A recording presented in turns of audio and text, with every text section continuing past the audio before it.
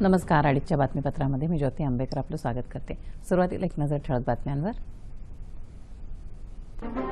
10 महापालिका आणि दुसऱ्या टप्प्यातल्या 11 जिल्हा परिषदांसाठी उद्या मतदान सुरळीत पार पाडण्यासाठी निवडणूक यंत्रणा सज्ज. निर्भय वातावरणात मतदान प्रक्रिया पूर्ण व्हावी तसंच निवडणूक काळात कायदा आणि सुव्यवस्था अबाधित राखण्यासाठी चोख पोलीस बंदोबस्त.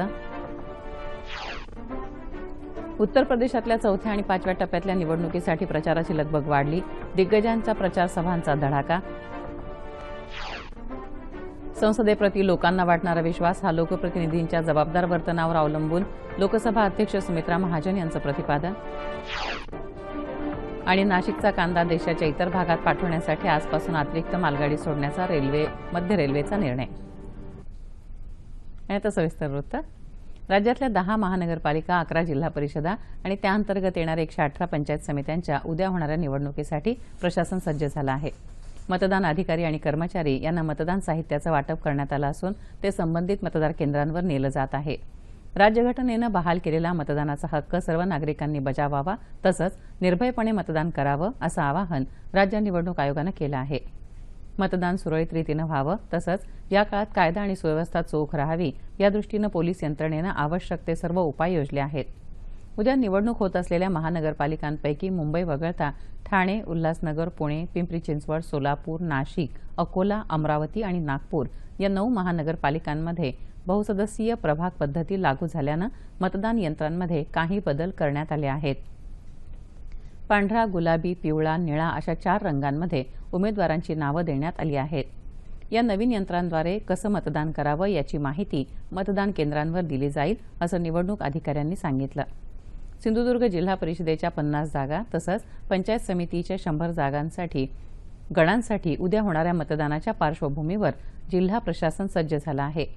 जिल्ह्याचं दुर्गम भौगोलिक क्षेत्र पाहता आज सकाळपासूनच संपूर्ण जिल्ह्यातल्या 838 मतदान केंद्रांवर निवडणूक कर्मचारी रवाना होत आहेत. जिल्ह्यात विशेष भरारी पथकं नेमण्यात आली असून या पथकासह निवडणूक निरीक्षक तसंच पोलिसांची करडी नजर या संपूर्ण मतदान प्रक्रियेवर राहणार आहे. मतदान केंद्रांवर कर्मचारी तसंच मतदान साहित्याची वाहतूक करण्यासाठी राज्य परिवहन महामंडळाच्या 102 बसगाड्यांची सेवा घेण्यात आली आहे. नाशिक महापालिका आणि जिल्हा परिषद निवडणुकीसाठी तयारी पूर्ण झाली आहे. आज विविध ठिकाणाहून मतदान साहित्य आणि कर्मचारी मतदान केंद्रांवर रवाना होत आहेत. या निवडणुकीसाठी वाढीव पोलीस बंदोबस्त तैनात करण्यात आला आहे. सुमारे 4,500 पोलीस कर्मचारी तैनात करण्यात आले आहेत. उत्तर प्रदेश विधानसभा निवडणुकीच्या 4थ्या आणि 5व्या टप्प्यासाठी प्रचाराचा जोर वाढला आहे. पंतप्रधान नरेंद्र मोदी यांनी आज उरई इथं प्रचारसभा घेऊन समाजवादी पक्षासह बसपा आणि काँग्रेसवर जोरदार टीका केली. सपा, बसपा आणि काँग्रेस या एकाच नाण्याच्या बाजू आहेत असा टोला त्यांनी यावेळी लगावला. सपा बसपा सरकारच्या काळात बुंदेलखंडचा विकास खुंटला असा आरोप मोदींनी या प्रचारसभेत केला. एकमेकांच्या विरोधात उभे ठाकलेले हे पक्ष विमुद्रीकरणाच्या निर्णयाच्या विरोधात मात्र एकत्र आले होते असं ते म्हणाले. भाजपा सत्तेत आल्यास स्वतंत्र बुंदेलखंड विकास मंडळ तयार करण्यात येईल असं आश्वासन पंतप्रधानांनी यावेळी दिलं.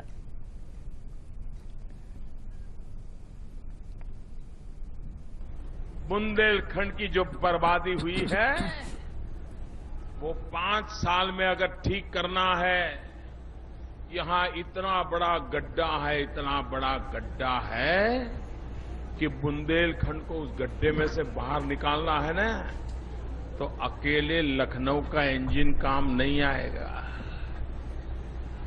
अकेले दिल्ली का इंजन भी काम नहीं आएगा। बुंदेलखंड को इन मुसीबतों के गड्ढे से बाहर निकालना है तो उत्तर प्रदेश में लखनऊ का भी बीजेपी का इंजन लगाना पड़ेगा और दिल्ली में भाजपा के प्रधानमंत्री का इंजन भी लगाना पड़ेगा, तब जाकर के बाहर आएगा। सपा प्रमुख मायावती, मुख्यमंत्री अखिलेश यादव यांनीही प्रचारसभांचा धडाका लावला आहे. उत्तर प्रदेशात 4थ्या टप्प्यासाठी येत्या 23 तारखेला मतदान होणार आहे. काल 3ऱ्या टप्प्यात 69 जागांसाठी 61% मतदान झालं. नागालँडचे मुख्यमंत्री TR जेलियांग यांनी काल आपल्या पदाचा राजीनामा दिला असून राज्यपाल पद्मनाभ आचार्य यांनी तो स्वीकारला आहे. नागा पीपल्स फ्रंटचे अध्यक्ष शुरोझिली तिलित्सू यांची एकमतानं विधिमंडळ नेतेपदी निवड झाली असून मुख्यमंत्रीपदी त्यांचा शपथविधी येत्या 22 तारखेला होईल अशी शक्यता सूत्रांनी व्यक्त केली आहे. पालिका निवडणुकीमध्ये महिलांना 33% आरक्षण देण्याच्या जेलियांग यांच्या निर्णयाला स्थानिकांचा विरोध होता. त्यानंतर झालेल्या बंदमुळे राज्यातलं जनजीवन पूर्णपणे कोलमडून गेलं होतं. नागालँड विधानसभेत एकूण 60 जागा आहेत. आफ्रिकी देशांबरोबरचे संबंध अधिक वृद्धिंगत करण्यासाठी उपराष्ट्रपती हमीद अन्सारी 5 दिवसांच्या रवांडा आणि युगांडा दौऱ्यावर आहेत. आपल्या दौऱ्यामध्ये अन्सारी दोन्ही देशांमधल्या नेत्यांशी विविध मुद्द्यांवर चर्चा करणार आहेत. काल रवांडा इथं उपराष्ट्रपतींचं शानदार स्वागत झालं. किगाली इथं भारतीय समुदायाशी अन्सारी यांनी संवाद साधला. रवांडा इथं उच्चायुक्त कार्यालय स्थापन करण्याची तसंच दोन्ही देशांदरम्यान थेट विमानसेवा सुरू करण्याची तिथल्या नागरिकांची बऱ्याच दिवसांपासूनची मागणी लवकरच पूर्ण करू असं आश्वासन अन्सारी यांनी दिलं. अन्सारी यांच्या या दौऱ्यात केंद्रीय सामाजिक न्याय आणि सक्षमीकरण राज्यमंत्री विजय सांपला आणि 4 खासदार आहेत. संसदेप्रती लोकांना वाटणारा विश्वास हा लोकप्रतिनिधींच्या जबाबदार वर्तनावर अवलंबून असतो असं लोकसभा अध्यक्ष सुमित्रा महाजन यांनी म्हटलं आहे. लोकप्रतिनिधींनी पारदर्शक, संपर्कक्षम आणि जबाबदारीनं वागण्यात या विश्वासाचा उगम आहे असं त्या म्हणाल्या. इंदूर इथं आयोजित दक्षिण आशियाई देशांमधील संसद सभागृह अध्यक्षांच्या संमेलनाच्या समारोपाच्या वेळी त्या बोलत होत्या. कायदे तयार करणं, अर्थसंकल्प मंजूर करणं, प्रशासकीय कामांवर लक्ष ठेवणं याबरोबरच विकास प्रक्रियेमध्ये संसदेचं एक महत्त्वाचं स्थान असल्याचं त्या म्हणाल्या. या संमेलनामुळे दक्षिण आशियाई प्रांताच्या प्रगतीच्या दृष्टीनं अनेक सूचना समोर आल्या असून संबंधित राष्ट्रांबरोबर आपले संबंध आणखी दृढ झाल्याचं महाजन यांनी सांगितलं. दक्षिण पूर्व आशियाई देश आणि आसियान यांच्या परस्पर संबंधांना 25 वर्ष पूर्ण झाल्याच्या निमित्तानं नवी दिल्लीत आज भारत आणि आसियान देशांच्या माहिती आणि दूरसंवाद मंत्र्यांची बैठक होणार आहे. राज्यमंत्री मनोज सिन्हा या बैठकीत भारताचं प्रतिनिधित्व करतील. Bangladesh, Cambodia, Laos, PDR, Indonesia आणि भूतानचे माहिती आणि दूरसंवाद मंत्री, वरिष्ठ सरकारी अधिकारी आणि प्रमुख उद्योजक या बैठकीत भाग घेणार आहेत. भारताकडे वैद्यकीय पर्यटन केंद्र होण्याची क्षमता असून सरकारनं परवडण्यायोग्य आरोग्य सुविधा उपलब्ध करून देत त्यासाठी प्रयत्न सुरू केले असल्याचं केंद्रीय अल्पसंख्याक व्यवहार मंत्री मुख्तार अब्बास नक्वी यांनी म्हटलं आहे. ते मुंबईत एका आरोग्य शिबिराचं उद्घाटन करताना बोलत होते.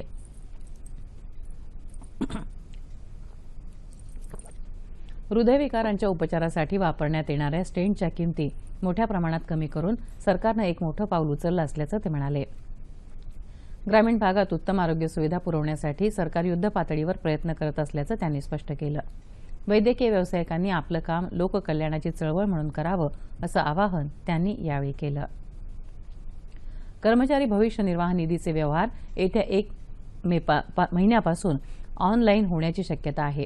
कर्मचारी भविष्य निर्वाह निधी संघटनेच्या सर्व शाखा केंद्रीय सर्व्हरला जोडण्याचं काम सध्या प्रगतीपथावर आहे. संघटनेकडे दरवर्षी सुमारे 1 कोटी अर्ज विविध कारणांसाठी येतात. हे व्यवहार ऑनलाईन झाल्यावर दाव्यांचा निपटारा शीघ्र गतीनं होऊ शकेल अशी माहिती संघटनेचे आयुक्त व्ही.पी. जॉय यांनी वृत्तसंस्थेला दिली. अर्ज केल्यानंतर काही तासांमध्येच या अर्जावर निर्णय होऊ शकेल. बँकेच्या बचत खात्यातून पैसे काढण्याची मर्यादा आजपासून 24,000 रुपयांवरून 50,000 रुपयांपर्यंत करण्यात आली आहे. रिझर्व्ह बँकेनं हा निर्णय जाहीर केला. त्याचबरोबर 13 मार्चपासून बचत खात्यातून पैसे काढण्यावर कोणतीही मर्यादा असणार नाही असं रिझर्व्ह बँकेनं स्पष्ट केलं आहे.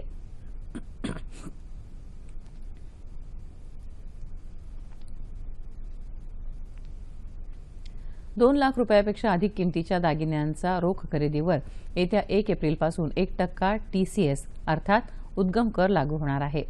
सध्या ही मर्यादा 5 लाख रुपयांपर्यंत आहे. यंदाच्या अर्थसंकल्पामध्ये 3 लाख रुपयांपेक्षा अधिक रकमेच्या रोख व्यवहारांवर बंदी घालण्याचा प्रस्ताव असून त्यासाठी दंड आकारण्याची तरतूद आहे. काळा पैसा निर्मितीला आळा घालण्यासाठी हा निर्णय घेण्यात आला आहे.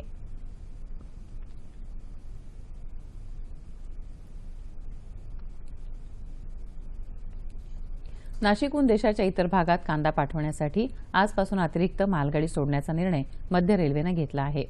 रेल्वेच्या वरिष्ठ अधिकाऱ्यानं मुंबईत ही माहिती दिली. गेल्या वर्षीच्या तुलनेमध्ये यंदा कांद्याचं मोठ्या प्रमाणात उत्पादन झाल्यामुळे रेल्वे मंत्री सुरेश प्रभू यांच्याकडे अतिरिक्त मालगाडीची मागणी करण्यात आली होती. त्या मागणीचा विचार करून प्रभू यांनी हा निर्णय घेतला.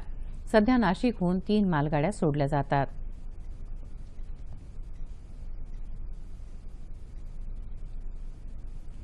शेती करण्यासाठी आज अनेक शेतकऱ्यांच्या सातबारावर अगदीच लहानसा जमिनीचा तुकडा असतो. अशांनी काय करायचं? जळगावातल्या अशाच अल्पभूधारक शेतकऱ्यानं मात्र या पारंपरिक समस्येवर मात केली आणि पिकवली भरघोस पिकं. पाहूया या शेतकऱ्याच्या बुद्धिचातुर्याची कथा. जळगाव जिल्ह्यातल्या चाळीसगाव तालुक्यातल्या वरखेडे इथल्या भीमसिंग खंडाळे या शेतकऱ्याकडे वडिलोपार्जित केवळ 2.5 एकर शेती. कमी शेतीमुळे वाढत्या महागाईत कुटुंबाचा उदरनिर्वाह करायचा कसा, असा प्रश्न खंडाळे यांच्या समोर होता. इच्छा असेल तर मार्ग दिसेल या उक्तीला अनुसरूनच खंडाळे यांनी जिल्ह्यातल्या एका शेतकऱ्याची 24 एकर शेती करार पद्धतीने करायला घेतली. केळी उत्पादनाचं नवं तंत्र आत्मसात केलं. टिश्यू कल्चर पद्धतीचा वापर केळी उत्पादनात केल्याने केळ्यांचं दर्जेदार उत्पन्न त्यांना मिळू लागलं. टरबूज शेतीतही त्यांनी हे आधुनिक तंत्रज्ञान वापरलं आणि अधिक उत्पन्न मिळवलं. करार पद्धतीने घेतलेल्या 25 एकर शेतातून खंडाळे वर्षाला भांडवल वजा करता 17 ते 18 लाख रुपये निव्वळ नफा मिळवत आहेत. आता मी 2.5 एकरवरून 25 एकर शेती कसाने करतो. हे वर्षाला 2.5 लाख रुपये 25 एकर शेतीचा कर्ज देतो, तरी मला शेती परवडते. आणि बरेच लोक म्हणतात की शेती परवडत का परवडत नाही. आपण जर मन लावून चित लावून जर शेती केली तर निश्चित उत्पन्न मिळू शकतं. आधुनिक पद्धतीने शेती करा, शेती नक्कीच परवडते. वेळोवेळी तुम्ही खत, मटेरियल, फवारण्या सगळ्या गोष्टींवर जर लक्ष ठेवलं तर आपल्या शेती नक्कीच परवडते. करार पद्धतीने घेतलेल्या शेतजमिनीला आधुनिक तंत्रज्ञान आणि मेहनतीची जोड दिली तर या शेतीतून दर्जेदार उत्पन्न घेऊन ती फायदेशीर ठरू शकते. हा भीमसिंग खंडाळे यांचा प्रयोग करार पद्धतीची शेती यशस्वीरित्या करता येत नाही असं म्हणणाऱ्यांसाठी नक्कीच मार्गदर्शक ठरेल. राज्यात तूर डाळ हमीभावानं खरेदी करणारी केंद्र येत्या 15 मार्चपर्यंत सुरू ठेवण्यासाठी केंद्र सरकारनं मुदतवाढ दिली आहे. पणन विभागाचे अपर मुख्य सचिव सुनील पोरवाल यांनी ही माहिती दिली. आवश्यकता भासली तर 15 मार्च नंतरही ही केंद्र सुरू ठेवण्याचा विचार केला जाईल असं ते म्हणाले. बुलढाणा जिल्ह्यातल्या खामगाव शहरात काल अखिल भारतीय कवी संमेलनाचं आयोजन करण्यात आलं होतं. रोटरी क्लबतर्फे या कार्यक्रमाचं आयोजन करण्यात आलं. नामांकित शायर आणि गीतकार राहत इंदोरी, डॉक्टर अनामिका अंबर, मनवीर मधुर, विनोद पांडे, लटुरी लट, संपत सरल यांनी संमेलनात सहभागी होऊन हास्य, शृंगार तसंच वीररस मुक्त कविता सादर केल्या. जिल्ह्यातल्या रसिकांनी मोठ्या संख्येनं उपस्थित राहून काव्यवाचनाचा आनंद लुटला. कृषी मंत्री पांडुरंग फुंडकर, आमदार आकाश फुंडकर, खामगावच्या नगराध्यक्षा अनिता डवरे यांच्यासह अनेक मान्यवर याप्रसंगी उपस्थित होते.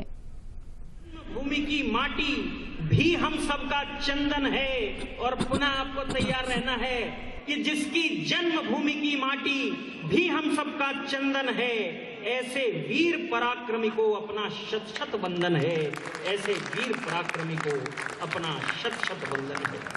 सफलता उनको मिलती है जो मन में ठान लेते हैं, बड़ों की बात सुनते हैं, उन्हें फिर मान लेते हैं. समय सबको ही मिलता है, प्रकृति का नियम है निश्चल. बुलंदी वो ही छूते हैं जो वक्त पहचान लेते. किसने दस्तक दी ये दिल पर, कौन है? आप तो अंदर हैं, बाहर कौन है? मकसद मिला जीने का ख्वाब मिल गया, मकसद मिला जीने का ख्वाब मिल गया. पापा का जो काम रह गया है अधूरा, पापा का जो काम रह गया है अधूरा. लड़कर के देश के लिए करूंगा मैं पूरा, लड़कर के देश के लिए करूंगा मैं पूरा, लड़कर के देश के लिए करूंगा मैं पूरा. आशीर्वाद तो मकाम पूरा हो इस बार. उत्तर प्रदेशात आज सकाळी टुंडला रेल्वे स्थानकामध्ये एका एक्सप्रेसची मालगाडीशी टक्कर झाली. कालिंदी एक्सप्रेसनं सिग्नल तोडल्यामुळे हा अपघात झाला. यात रेल्वे गाडीचे इंजिन आणि त्यामागील डबा रुळावरून घसरले. या अपघातात कोणीही जखमी झाल्याचं वृत्त नाही. मात्र या अपघातामुळे दिल्ली हावडा मार्गावर धावणाऱ्या रेल्वेगाड्यांवर परिणाम झाला आहे. कानपूर दिल्ली मार्गावरील सुमारे 1 डझन रेल्वेगाड्या रद्द करण्यात आल्या आहेत. अंदमान आणि निकोबार द्वीपसमूहांमधला बॅरन या बेटावरचा ज्वालामुखी सक्रिय झाला आहे. देशातला हा एकमेव ज्वालामुखी आहे. या ज्वालामुखीमधून धूर आणि लावारस बाहेर पडत आहेत अशी माहिती गोव्यातल्या राष्ट्रीय समुद्र विज्ञान संस्थेनं दिली आहे. तटरक्षक दलाची विमानं आणि जहाजं या बेटाच्या परिसरामध्ये पाठवण्यात आली आहेत. शास्त्रज्ञांना छायाचित्र पाठवली जात आहेत. तसंच बेटाजवळून जाणाऱ्या जहाजांना लांबून जाण्याचा सल्लाही दिला जात आहे अशी माहिती तटरक्षक दलानं दिली. बॅरन बेट पोर्ट ब्लेअरच्या ईशान्येपासून 140 किलोमीटरवर आहे. 150 वर्षांहून अधिक काळ शांत राहिल्यानंतर 1991 मध्ये हा ज्वालामुखी सक्रिय झाला होता. भारतीय महिला क्रिकेट संघाची विजय घोडदौड सुरू आहे. श्रीलंकेत कोलंबो इथं सुरू असलेल्या आयसीसी विश्वचषक क्रिकेट पात्रता स्पर्धेत काल उपांत्य फेरीमध्ये भारतानं पाकिस्तानवर 7 गडी राखून विजय मिळवत अंतिम फेरी गाठली. भारतानं नाणेफेक जिंकून प्रथम गोलंदाजी करण्याचा निर्णय घेतला. पाकिस्ताननं 43 षटकांमध्ये केवळ 67 धावांचंच लक्ष्य ठेवलं. भारतीय संघानं ते अवघ्या 22 षटकात पूर्ण केलं. भारताच्या एकता बिष्टनं 5 तर शिखा पांडेनं 2 गडी बाद केले. हवामान. काल मुंबईसह कोकणात तुरळक ठिकाणी किमान तापमान सरासरीपेक्षा 3 ते 5 अंश सेल्सिअसनं तर मध्य महाराष्ट्र आणि विदर्भामध्ये 1.5 ते 3 अंश सेल्सिअसनं अधिक राहिलं. राज्यात कमाल तापमानाची वाढ दिसून आली. येत्या 36 तासामध्ये संपूर्ण राज्यात हवामान कोरडं राहण्याचा अंदाज आहे. हवामान विभागानं ही माहिती दिली. ठळक बातम्या पुन्हा एकदा. 10 महापालिका आणि दुसऱ्या टप्प्यातल्या 11 जिल्हा परिषदांसाठी उद्या मतदान सुरळीत पार पाडण्यासाठी निवडणूक यंत्रणा सज्ज. निर्भय वातावरणात मतदान प्रक्रिया पूर्ण व्हावी तसंच निवडणूक काळात कायदा आणि सुव्यवस्था अबाधित राखण्यासाठी चोख पोलीस बंदोबस्त.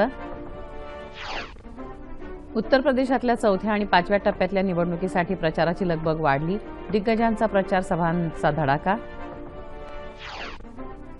संसदेप्रती लोकांना वाटणारा विश्वास हा लोकप्रतिनिधींच्या जबाबदार वर्तनावर अवलंबून असतो. लोकसभा अध्यक्ष सुमित्रा महाजन यांचं प्रतिपादन. आणि नाशिकचा कांदा देशाच्या इतर भागात पाठवण्यासाठी आजपासून अतिरिक्त मालगाडी सोडण्याचा मध्य रेल्वेचा निर्णय. याबरोबरच हे बातमीपत्र संपलं. पुन्हा भेटूया संध्याकाळी 5 वाजता आपल्या सह्याद्री वाहिनीवर.